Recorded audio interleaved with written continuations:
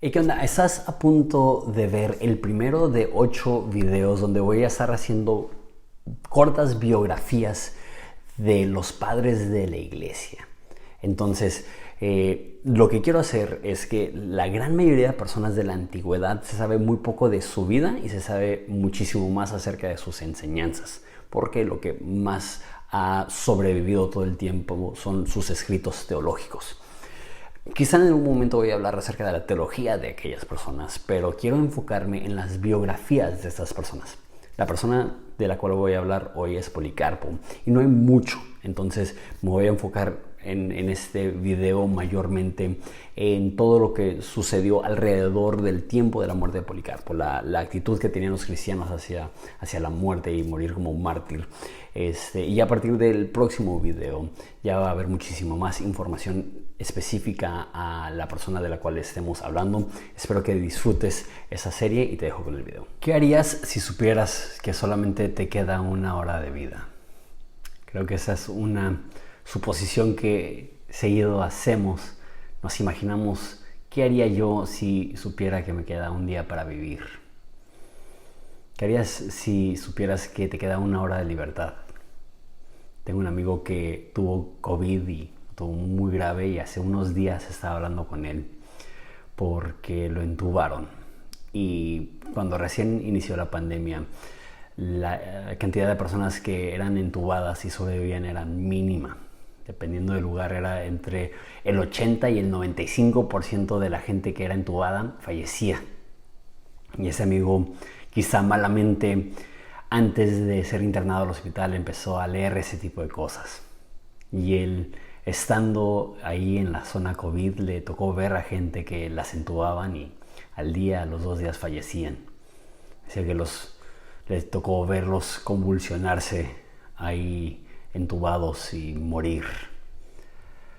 Y cuando le tocó a él y le dijeron te vamos a entubar, le pregunté ¿qué pasó por tu mente cuando te durmieron, el saber que quizá esos iban a ser tus últimos pensamientos en vida?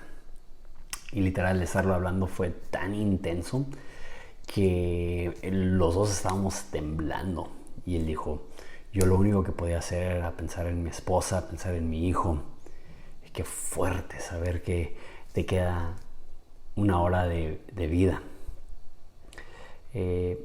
Muchas veces cuando pensamos en las persecuciones en la antigüedad, pensamos que en el Imperio Romano las persecuciones eran en todo el Imperio Romano y todo el tiempo, pero no era así. Las persecuciones eran mínimo al principio más aisladas y en partes específicas del Imperio Romano. Normalmente tienes que recordar, era una cultura increíblemente supersticiosa y tenía sus dioses. Entonces el hecho de que hubiera una nueva creencia que estaba diciendo que solamente hay un dios y el resto de los dioses son demonios, obviamente eso enojaba e irritaba a los paganos. Entonces si había sequía o si perdían una batalla o si moría un gobernante, la gente veía a los cristianos con sospecha, diciendo los dioses están enojados con nosotros porque tenemos a esos cristianos en medio de nosotros. Y ahí es donde surgían diferentes persecuciones. No era algo normalmente en todo el Imperio Romano. Sin embargo, era algo que se podía desatar en cualquier momento o en cualquier parte del Imperio Romano. No había cristiano exento en los primeros siglos de la iglesia cristiana a la posibilidad de ser perseguidos, inclusive a la posibilidad de perder la vida. Inclusive en tiempos de paz, inclusive donde no había persecución. Cada persona que decidía iniciar una relación con Jesús estaba 100%, no podía vivir con 100% de seguridad de que no iba a ser perseguido o que no iba a perder la vida. Hay un término que se utiliza mucho hoy en día que se llama seguridad de salvación. Eso es algo que se empezó a utilizar en la Reforma Protestante y prácticamente quiere decir que ¿cómo puedes saber que realmente eres cristiano? ¿Cómo puedes saber que si cuando mueras vas a ir a la presencia de Dios? ¿Cómo saber si realmente tienes una fe genuina? Porque la Biblia habla muchísimo acerca de personas que se alejan, habla muchísimo acerca de personas que empiezan bien y terminan mal, habla muchísimo de personas que son semillas que reciben la palabra con gozo, pero cuando llegan las preocupaciones de la vida se ahogan. ¿Cómo puedes tener seguridad de salvación? Y lo que hoy en día se habla, y creo que es bueno y creo que es bíblico, habla de ver una transformación en tu vida, y eso te puede dar seguridad de que realmente eres cristiano. Esta idea no estaba desarrollada en los primeros siglos. Había una única forma de tener seguridad al 100% de que eras cristiano. No estoy diciendo que eso es lo que enseña la Biblia, estoy diciendo que eso es lo que creían los primeros cristianos. Lo que creían los primeros cristianos es que la única forma de estar 100% seguro que vas a ir al cielo cuando mueras es que mueres como un mártir por tu fe. Ignacio de Antioquía, que es un amigo de Policarpo, que es de quien vamos a hablar en este video, escribió esto. Él iba a ser ejecutado muriendo por animales salvajes en el Coliseo en Roma.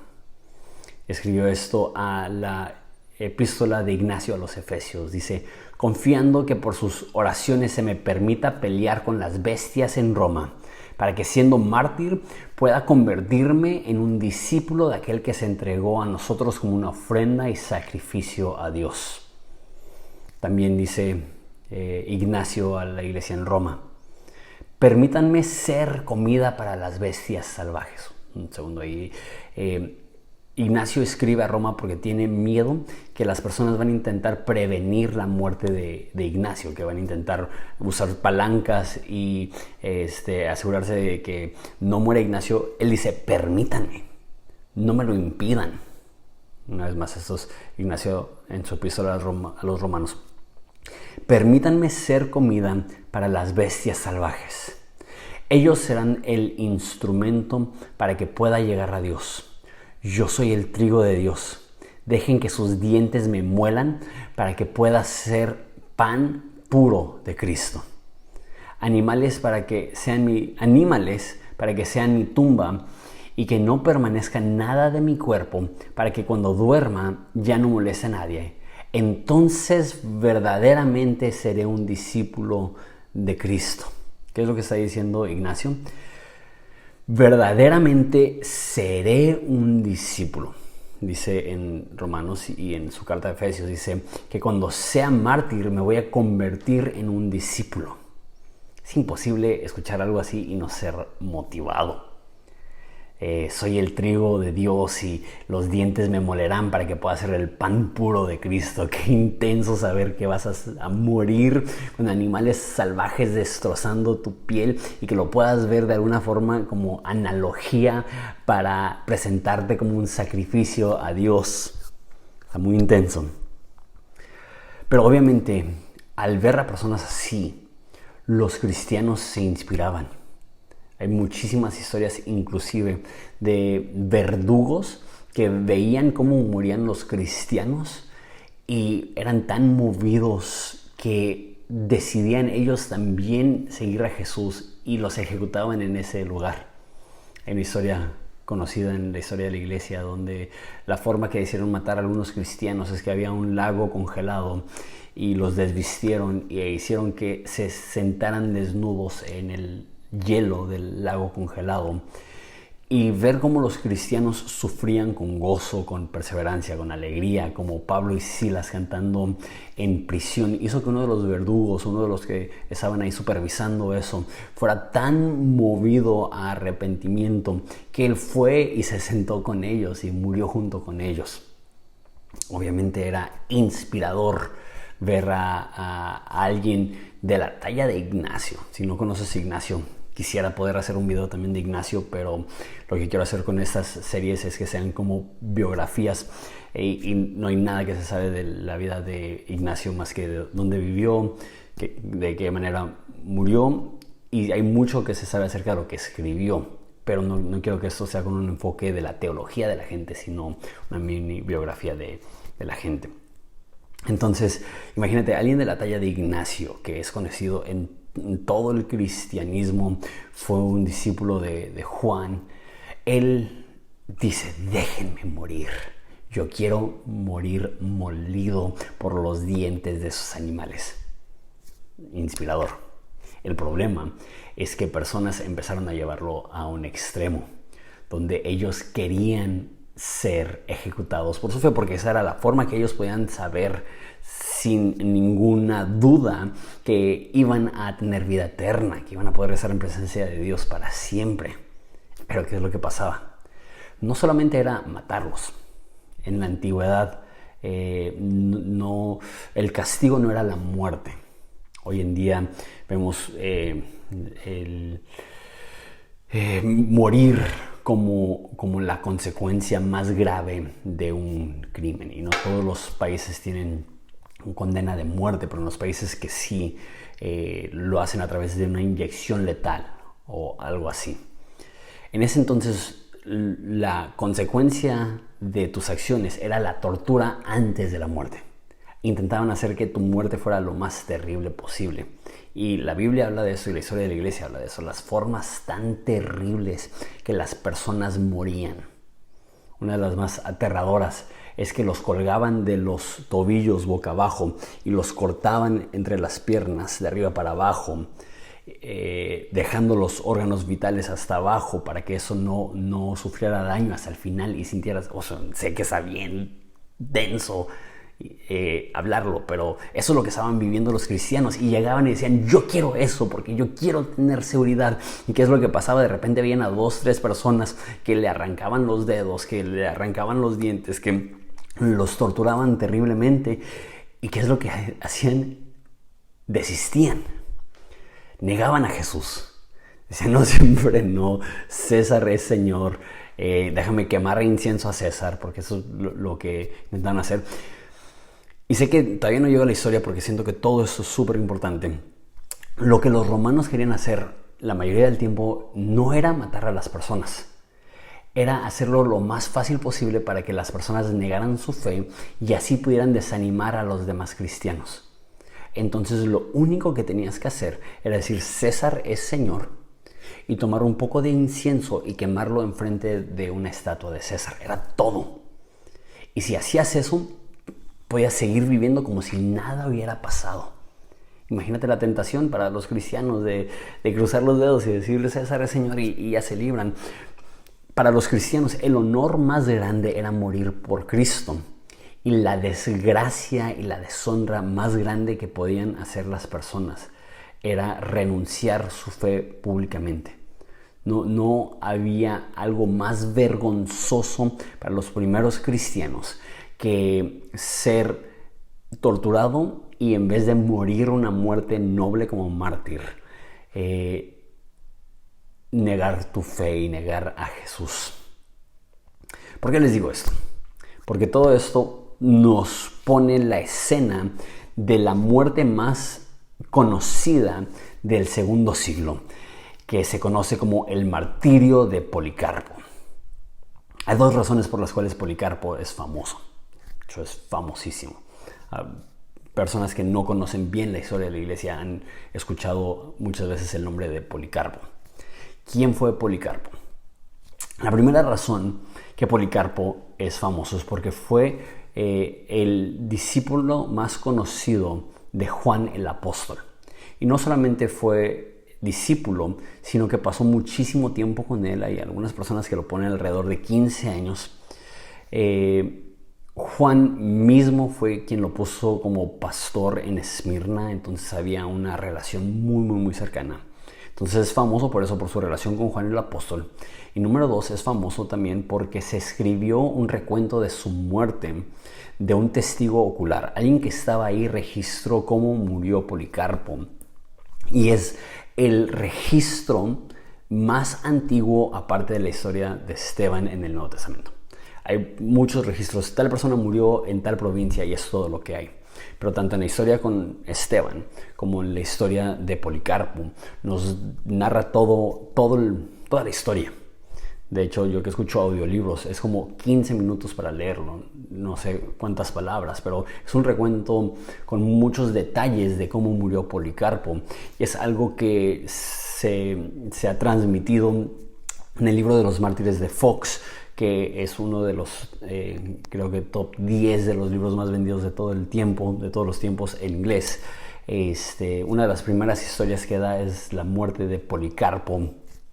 Entonces es famoso por eso. Como dije, al principio de la historia de la iglesia, la mayoría de persecuciones, como la persecución bajo César Nerón que mató a Pablo y a Pedro, eran cosas aisladas, locales, en una ciudad únicamente, perpetuados por un gobernador específico.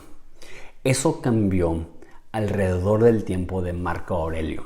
Marco Aurelio es una persona interesante porque era un filósofo, era estoico, entonces uno pensaría que parte de la filosofía estoica habla de la disciplina, del dominio propio. Uno pensaría que hubiera respetado a los cristianos, pero él veía a los cristianos como supersticiosos.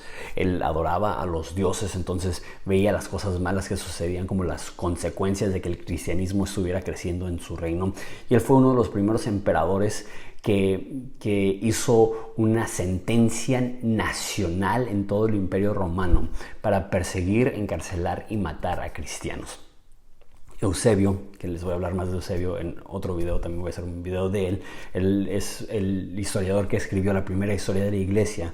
Nos dice que fue durante la persecución de Marco Aurelio que murió Policarpo. Hay un debate entre si sí o si no, porque las fechas no concuerdan al 100%. Pero Policarpo fue ejecutado ya sea el año 155 o 165. Pero si es durante la persecución de Marco Aurelio, es porque era una de las primeras veces que se estaba persiguiendo en general a los cristianos, y específicamente escogieron a Policarpo porque él era el cristiano y el pastor y el obispo más conocido en todo el mundo cristiano. Lo querían a él para ejecutarlo públicamente, para tener este logro de haber destruido al hombre de Dios, de haber destruido al hombre famoso. Entonces, como les dije, para los tiempos de Policarpo, la norma cristiana era que no te entregabas, era que te escondías. Y eso estaba bien, la iglesia lo permitía. La iglesia decía, si te capturan, no niegues a Jesús. Pero si no te han capturado, tú puedes huir, tú puedes esconderte, tú puedes proteger tu vida. Es más, debes de. Por esas personas que digo que había persecución y corrían a apuntarse para ser mártires y luego desistían y negaban su fe, y eso causaba tanto daño que decían, no, tú puedes esconderte. Policarpo no se quería esconder. Él sabía que él era el número 1 en la lista de los que iban a ser ejecutados, pero le rogaron, por favor, sal de la ciudad. Entonces fue a una casa en un campo y estuvo ahí un tiempo, y una noche él tuvo un sueño de que su almohada se estaba quemando. Y él le dijo a las personas que estaban ahí con él, voy a morir en la hoguera. En esos días uno de sus discípulos fue torturado y traicionó a Policarpo. Y le dijo a los soldados dónde se estaba escondiendo Policarpo. No sabemos cuántos años tenía Policarpo. Cuando lo ejecutan, él dice 86 años he servido a Dios. Y hay personas que creen que eso significa que él tenía 86 años de edad cuando murió. Hay personas que creen que ese es el tiempo que vivió de cristiano, entonces quizá 10, 15 años más que eso. Es posible que tenía 100 años. En una cultura donde la edad media era de 50 años. 60 años ya era un anciano, 70 años era para nosotros 90 años, 80 años, 86 años, 100 años. Eso sería como una especie de Gandalf, ¿no? Así de verlo, y una persona que para nosotros sería como una persona de 100, 110 años. Lo veríamos y sería absolutamente impresionante que alguien viva tanto tiempo. Llegaron los soldados a la casa donde estaba Policarpo, y dice que venían armados como para tomar a un revolucionario. Y cuando llegaron, encontraron a Policarpo acostado en su cama y dijeron, este es el hombre por el cual había tanta urgencia. Se veía tan inofensivo. Veían su edad, veían su serenidad. ¿Qué es lo que hizo Policarpo? Se levantó y pidió que pusieran una mesa con comida, con vino, y les dijo a los soldados: coman. Y dice que les rogó que le dieran 1 hora para orar. Por eso mi introducción al principio de ese video. Policarpo sabía que tenía 1 hora de vida, 1 hora de libertad mínimo. ¿Y qué es lo que hizo? Alimentó a los soldados que venían a capturarlo y le dieron permiso y se fue a orar por 1 hora. Y nos dice que oró por las iglesias. Cuánto amor por la iglesia, cuánto amor por Dios, que en vez de desesperarse, en vez de maldecir a aquellas personas que venían a capturarlo, les da de comer y ora. Es lo que más me llega de la historia, porque me hace pensar en Jesús. Que Jesús, la noche que fue entregado, lavó los pies de Judas. Que Jesús, la noche que fue capturado, pasó sus últimas horas en oración. Pasó sus últimas horas pidiéndole a sus amigos que oraran con él. No sé si eso vino a tu mente cuando te dije: ¿qué harías si supieras que tienes 1 hora de libertad, 1 hora de vida? No sé cuántos de ustedes dirían: no, pues yo correría a la playa. O no sé si la mayoría de nosotros diríamos: dame silencio, dame oración, dame un tiempo con Dios. Pero eso es lo que dijo Policarpo. Se puso a orar y después de la hora lo subieron a una especie de carro para llevarlo a la ciudad.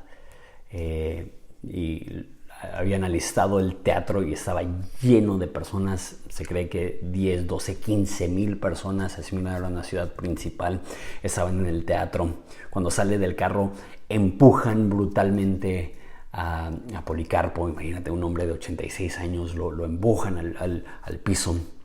Se levantan y le dijeron: ten respeto por tu edad, di que César es Señor. ¿Qué es lo que está diciendo? No tienes que morir una muerte violenta. Tú ya estás anciano, estás pronto a morir. Di que César es Señor y puedes morir de causas naturales. No tienes que atravesar esto.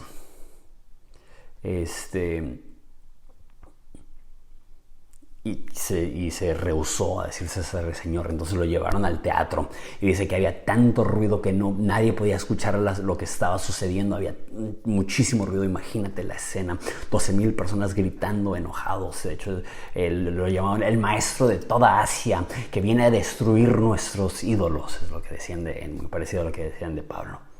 Dice que en ese momento salió una voz del cielo que decía: sé fuerte, Policarpo, y actúa como hombre.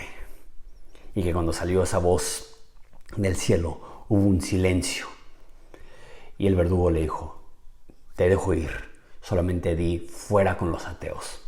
Ahora explico esto. Los romanos llamaban a los cristianos ateos porque los cristianos negaban el panteón de dioses romanos. Entonces la acusación que hacían eran: ustedes son ateos porque no creen en los dioses. Entonces el verdugo le dijo a Policarpo en este momento de silencio: di fuera con los ateos. Y Policarpo apuntó a toda la gente que estaba en las tribunas y dijo: fuera con los ateos, hablando de ellos, diciendo que ellos son los verdaderos ateos. Inmediatamente el verdugo se enojó y le dice: ¿qué no sabes que yo te puedo aventar al fuego? Y Policarpo le dijo: tú me amenazas con un fuego que dura un momento y no sabes que tienes peligro de un fuego eterno. Le insistió el verdugo: niega a Jesús. Policarpo dijo: 86 años le he servido y nunca me ha hecho daño. ¿Cómo puedo blasfemar a mi rey que me salvó? Entonces lo llevaron a la hoguera, lo subieron donde estaba todo listo para quemarse. La gente enojada empezó a aventar más madera, más combustible, más leña. Y normalmente clavaban a las personas a un poste para que no huyeran. Y él dijo: no me claves, no voy a huir. Prendieron las llamas y en vez de consumirse Policarpo, sé que estaba ahí y que empezó a haber un aroma de incienso y no se consumía. Entonces tuvieron que tomar una lanza y atravesarlo con la lanza para que muriera. Esa es la historia de su muerte. ¿Cómo llegó a ser esta una persona tan influyente. Como dije, fue amigo de Juan, pero tienes que entender que con la muerte de Policarpo se cierra una etapa en la historia de la iglesia que duró muchísimo más tiempo de lo que debió haber durado. ¿Por qué? Porque Juan el apóstol vivió a los 100 años. Jesús murió alrededor del año 30-33 después de Cristo. Y Juan el apóstol muere en el año 100 después de Cristo. Eso significa que por 70 años después de la muerte de Jesús, había un discípulo de Jesús en vida, un apóstol. Entonces, si alguien decía, Jesús hizo esto, Juan podía decir, no, Jesús no hizo eso porque yo lo conocía. Y a mí se me hace fascinante que hay 4 evangelios y son universalmente vistos como legítimos, y que no hay cientos o miles de historias y de recuentos de la vida de Jesús. ¿Por qué? Porque Juan estaba con vida y él podía decir, eso no sucedió. Y el único que existe es el Evangelio de Tomás. La mayoría de gente lo pone después de la muerte de Juan el Bautista. Juan el Bautista fue enviado, Juan el apóstol fue enviado por Dios para ser un filtro, para preservar, para conservar la historia pura de Jesús. Ahora, después de Juan el apóstol, está Policarpo, que vive 55 a 65 años más después de Juan. Entonces, cuando está vivo Juan, la gente podía decir algo acerca de Jesús, y Juan pudo decir, eso no es lo que dijo Jesús. Cuando estaba vivo Policarpo, la gente puede decir, eso es lo que dijeron los apóstoles. Y Policarpo puede decir, no, eso no es lo que enseñaron los apóstoles.